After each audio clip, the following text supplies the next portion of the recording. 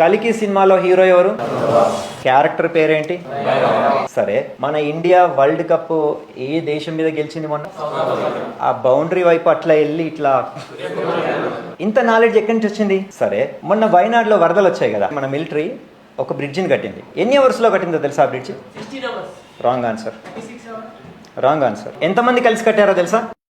Answer చూడండి. 120 foot long bridge in record 31 hours లో. Do you understand? You missed this.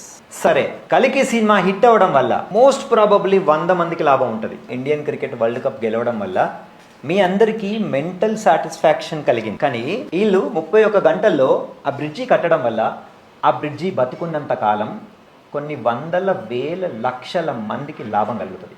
అందుగురించే 31 hours కట్టి కొన్ని వేల మందిని ఆన్ ద స్పాట్ రక్షించారు. ఎవ్వరూ చేయని పని చేస్తారు వీళ్ళు. ఇది షేర్ చేయాలి మీరు.